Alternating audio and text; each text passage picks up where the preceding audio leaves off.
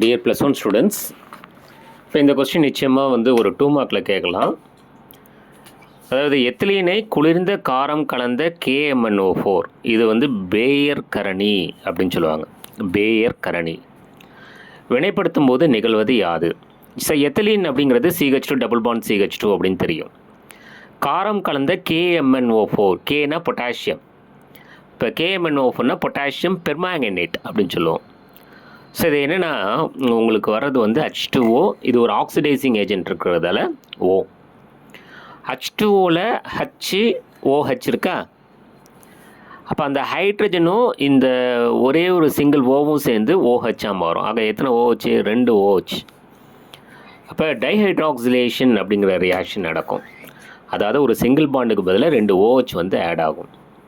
இப்போ இதுக்கு என்ன பேர் சொல்லுவாங்கன்னா, it is a glycol, dihydric alcohol.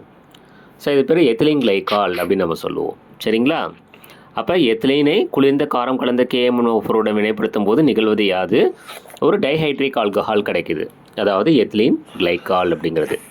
Formula வந்து CH2OH அப்புறம் CH2OH. சரிங்களா?